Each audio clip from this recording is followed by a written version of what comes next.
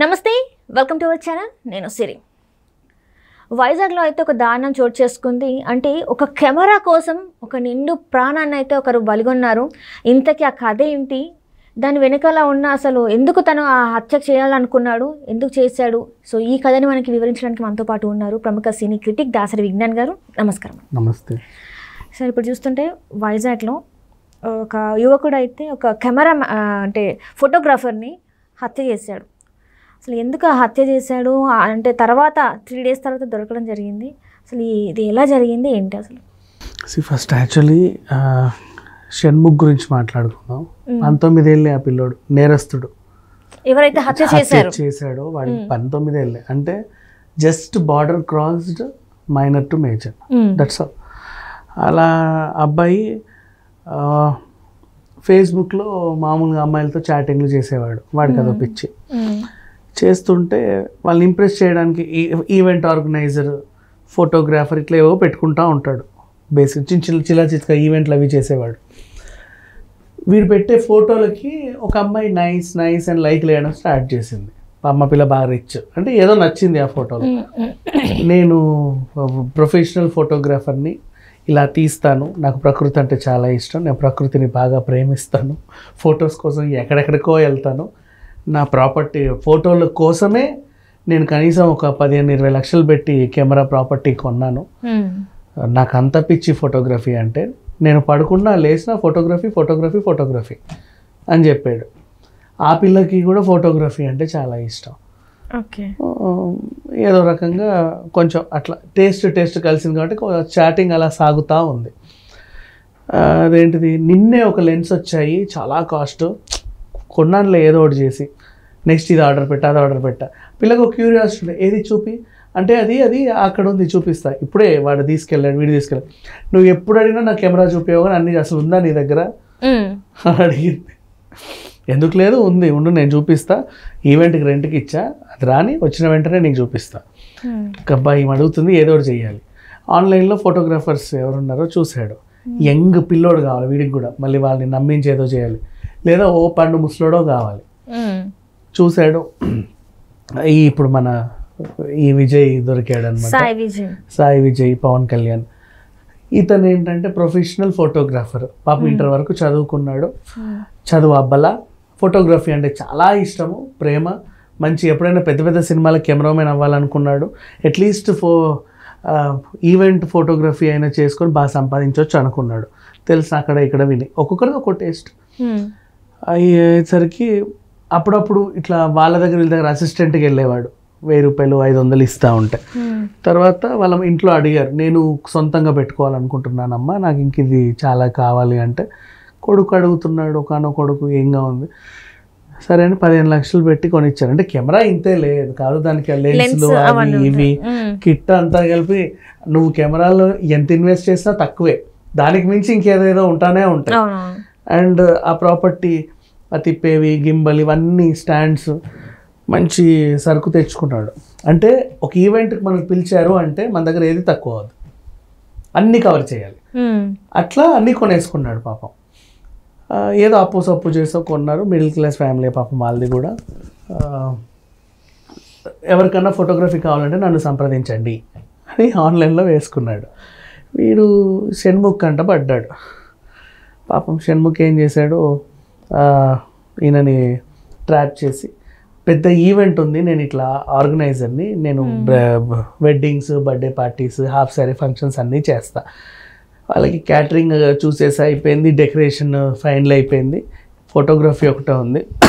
కానీ ఫోటోగ్రఫీ ముందు కావాలి, ప్రీ వెడ్డింగ్ షూటు ఇవన్నీ ఉంటాయి మాకు, నువ్వు ఎంత తీసుకుంటావో చెబితే నేను మాట్లాడతా. మంచి అమౌంట్కి మాట్లాడుకున్నాడు. ఆయన అడగగానే okay sir, me amount guaranteed, and next కానీ బాగా తీయాలి, ఆ తర్వాత పిక్ అండ్ డ్రాప్, మీకు రాజమండ్రికి టికెట్ నేను వేస్తాం, హోటల్ రూమ్ బుక్ చేస్తాం, వచ్చి రాగానే వెహికల్ పెడతాం, క్యాబ్ ఉంటుంది, మీరు ఎక్కి వెళ్ళొచ్చు, అండ్ మీకు మధ్యలో ఏమైనా లొకేషన్స్ చూడాలన్నా మేము క్యాబ్ ప్రొవైడ్ చేస్తాం, మంచి బ్యూటిఫుల్ లొకేషన్స్ ప్లాన్ చేసుకోండి అని చెప్పాడు. పిల్లోడు క్యూరియాసిటీ, ఇన్నాళ్ళకి నా ప్రతిభ చూపించుకోవాల్సిన ఇది వచ్చింది అని. పోతా వెళ్తా, అమ్మ ఈవెంట్ వచ్చింది నేను వెళ్తున్నా, నాన్న జాగ్రత్త, కొత్త ప్రాపర్టీ కొన్నావు, మొన్నే కొన్నావు, ఇంత పట్టుకొని పోనీ మేము రామా అవద్దు నీదో చాలేస్తాం మీదో నేను ఎక్కడికి వెళ్ళినా నాకు వర్కౌట్ అవ్వదు, అదేంది ఇదేంది అని అడుగు ఆరాలు తీస్తూ ఉంటారు, మీకు అనవసరం, నేనే వెళ్తా. సరే జాగ్రత్త, ఎక్కడికి వెళ్తున్నావో చెప్పు, నువ్వు మళ్ళీ క్యాబులు ఆటోలు ఎక్కుతూ ఉంటావు, ఏదైనా బ్యాగు మర్చిపోయావు అనుకో మళ్ళీ వాళ్ళు ఆ ఊరుగానూరులో ఎక్కడ ఎతుకుతావు, ఏదైనా కార్ ఎక్కినా ఆటో ఎక్కినా ఫోటో తీసి పెట్టుకో, మళ్ళీ ఏమన్నా అయినా దగ్గరలో పోలీస్ కంప్లైంట్ ఇస్తేనో లేకపోతే వాళ్ళకైనా సంప్రదిస్తే నీకు తెచ్చిస్తారు. ఊరుగానూరు వెళ్తున్నావు జాగ్రత్త నాన్న, ప్రాపర్టీ పట్టుకొని వెళ్తున్నావు జాగ్రత్త. 1కి 10 సార్లు చెప్పాను. ఈ అబ్బాయికి కూడా ఇక ఎంత కాదన్నా వచ్చేంత వరకు సరే సరే బాయ్ బాయ్ బాయ్ బాయ్ అని అన్నా కూడా ఊరుగానూరులో దిగేటప్పుడు తల్లిదండ్రులు గుర్తొస్తారు కదా, అబ్బా అవును అమ్మ చెప్పింది కరెక్టే, ఎందుకైనా మంచిది తీసుకుందాం, సార్ రండి సార్ దిగండి సార్, అదో క్యాబ్ రెడీ, నేను నా పేరు షణ్ముఖ్, ఇతను నా ఫ్రెండ్ వినోద్, ఎక్కండి, ఇచ్చివ్వండి సార్ డిక్కీలో పెడతా, ఆ డిక్కీలో వద్దు నేను పట్టుకుంటాలే, సరే ఏదో ఒకటి చేద్దాం, వీడు చూసి అవును ఎందుకైనా మంచిదిలే తీసుకుందాం అని చెప్పి క్యాబ్ ఫోటో తీసి వాళ్ళ అమ్మకి పంపాడు. ఇన్ కేస్ నా ఫోన్ ఒకవేళ కలవకపోయినా ఇతనమ్మ షణ్ముఖ్ నన్ను ఎక్కించుకుంది అని ఆ షణ్ముఖ్ నెంబర్ కూడా పెట్టాడు. ఇంకా అది అయిపోయింది. వీళ్ళు తీసుకెళ్ళారు. చూడండి సార్ మంచి మంచి లొకేషన్స్, ఇక్కడ బీచ్లు బాగుంటాయి, పెద్ద పెద్ద సినిమాలు, ఉప్పెన సినిమా కూడా ఈ పక్కనే జరిగింది, ఇటు అదే ఉప్పాడ దగ్గర బాగా బోల్డ్ సినిమాలు అన్నీ ఇక్కడిక్కడే అవుతూ ఉంటాయి, మీకు తెలియదు. కాకినాడ, ఈ రాజమండ్రి, యానాం ఉంటుంది, అవి ఏవేవో చెప్పుకుంటూ కబుర్లు చెప్పుకుంటూ వెళ్ళడం. ఈ అబ్బాయికి బీచ్ కొత్త ఏం కాదు, తను ఉంది వైజాగే, ఏం కొత్త కాకపోతే ఏదో ఒక్కొక్క లొకేషన్లో ఒక్కో వింత. వెళ్తూనే ఉన్న తర్వాత ఇసుకలు దిబ్బల్లోకి తీసుకెళ్లారు. ఇక్కడ ఇదంతా ప్లాను, ఆ ప్లాను ఈ ప్లాను, దిగేసి పాపం అతన్ని మూసేసి 2 కాళ్ళు చేతులు పట్టుకొని కొట్టి చంపేశారు. అంటే ఇక అబ్బాయిది చిన్న వయసే, 23 years అని చెప్పేసి, చంపినోడిది 19. ఇక వినోద్ అనేవాడు ఇంకా దొరకల కాబట్టి వాడి వయసు ఎంతో తెలియదు, వాడి మొహం కూడా తెలియదు, వాడు ఇప్పటికీ ఫరారీలోనే ఉన్నాడు. చంపేసి ఆ ఇసుకలో పూర్తి చేశారు. కెమెరా దొరికింది, పట్టుకొని వెళ్ళిపోయాడు. ఇక పిల్లి పంచుకోవాలి. వీడి వరకు ఏంటి జస్ట్ ఆ పిల్లకి 1-2 సార్లు చూపిస్తే చాలు, తర్వాత ఇవి మన ఇద్దరం పంచుకొని అమ్ముకుందాం, ఏమైనా చేసుకుందాం వాటర్. అఫ్ కోర్స్ వాడు 1500 లక్షలకు కొన్నాడు, ఆ విషయం ఈయనకు తెలియదు. వీడు దాన్ని 5 లక్షలకు అమ్మొచ్చు, 5000కే అమ్మొచ్చు, 50,000కి కూడా అమ్మొచ్చు, చెప్పలేము, తనకి ఆ వాల్యూ కూడా తెలియదు కదా. సో అది వ్యవహారం వీళ్ళది. మొత్తానికి అయితే ఇంట్లో కెమెరా ఏదో చేశారంటే భయం ఉంటుంది కదా, ఆ వినోద్ వెళ్ళిపోయాడు, పారిపోయాడు. ఈయన వెళ్ళి ఆ ఇంట్లోకి వెళ్ళి ఆ కెమెరా సెటప్ అంతా పెట్టి లాక్ వేసేసి అక్కడ నుంచి ఫరారీ. నెక్స్ట్ అన్నవరం ఎక్కడికో పారిపోయాడు. 3 రోజులు గడిచింది. అప్పటికి కొడుకు నుంచి ఫోన్ లేదు. ఆ నెంబర్ కాల్ చేస్తే ఆ నెంబర్ స్విచ్ ఆఫ్ వస్తుంది, ఎవరిదో నెంబర్ ఇచ్చాడు. అయ్యో ఏంటిది అని చెప్పేసి పోలీస్ స్టేషన్లో మిస్సింగ్ కేసు అయితే ఫైల్ చేసి, మా అబ్బాయి ఇట్లా వెళ్ళాడండి ఊరుగానూరు, ఏమైనా చెప్పాడా అమ్మ అంటే మేము జాగ్రత్తలు చెప్పాము, ఏదైనా క్యాబ్ ఆటో ఉంటే ఫోటో తీని తీసి పెట్టాడు, వీడియోడితో నెంబర్ ఇచ్చాడు. ఇంకెంతసేపు పోలీసులకు పట్టుకోవడం. వెంటనే అబ్బాయి ఫేస్బుక్ హ్యాక్ చేసి చూస్తే ఒక అమ్మాయితో ఎక్కువ చాటింగ్లు చేసినట్టు ఉంది. ఆ పిల్ల చాట్ చేసినట్టుగా వీళ్ళు చాట్ చేస్తే నేను ఇక్కడ అన్నవరంలో ఉన్నా అని పెట్టాడు. దొరికిపోయాడు, చాలా ఈజీగా దొరికిపోయాడు. వెళ్ళి పట్టుకొచ్చారు. అండ్ ఇంకా విచిత్రం ఏంటంటే ఇప్పుడు వీడి వల్ల ఆ పిల్ల ఎవరైతే చాట్ చేస్తున్నాడో ఆమెను బతికించినట్టు అయింది.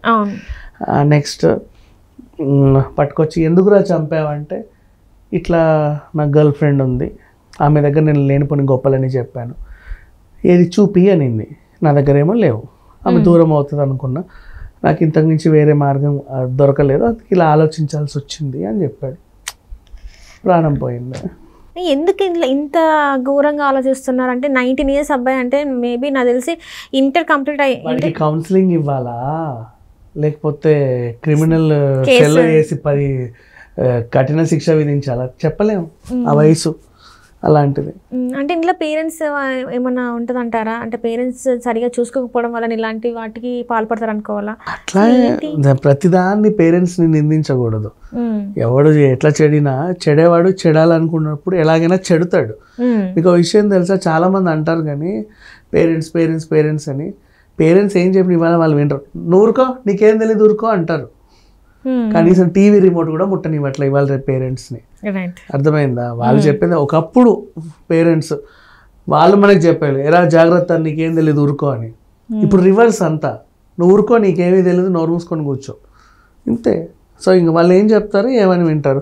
ప్రతిసారి పేరెంట్స్ నిందించొద్దు దేంట్లో అయినా సరే. అందుకే చాలాసార్లు మన వీళ్ళు కూడా జడ్జి ఇచ్చే తీర్పుల్లో కూడా ఉంటుంది, పిల్లలు చేసే నేరాలకి తల్లిదండ్రులు బాధ్యులు కాదు. వాళ్ళకి తెలియదు, వాళ్ళకి సంబంధం లేదు, అట్లా అనమాట. సో మొత్తానికైతే ఈ పిల్లోడు చేశాడు. ఆ అబ్బాయి మన మధురవాడ మనిషి అయితే లేడు, ఇతనేమో కోనసీమ. ఏంటో వీళ్ళు ఆ అబ్బాయిని ఎందుకు ట్రాప్ చేశాడు, ఎందుకు వచ్చాడు, ఎలా జరిగింది, జస్ట్ బికాస్ ఆఫ్ ఒక కెమెరా కోసం ఇంత దూరం వచ్చి తనని చంపడం జరిగిందా? ఈవెంట్ ఉందని ఆశపడ్డాడు అంతే, లేదు ఈవెంట్ లేదు, ఏమీ లేదు. సో ఈ కేసు ఆ అబ్బాయిని అయితే రిమాండ్కి తరలించారు. అండ్ ఇంకా ఆ వినోద్ అనే అబ్బాయి ఇంకా దొరకలా ప్రజెంట్, తన కోసం గాలింపు చేయాలి. అతను కూడా దొరికితే ఇంకొన్ని విషయాలు తెలిసేవి, మేబీ ఇంకేమైనా ఉందా దీని కోణంలో అని. అలా రైట్ రైట్ అండి, thank you so much. Thank you so much.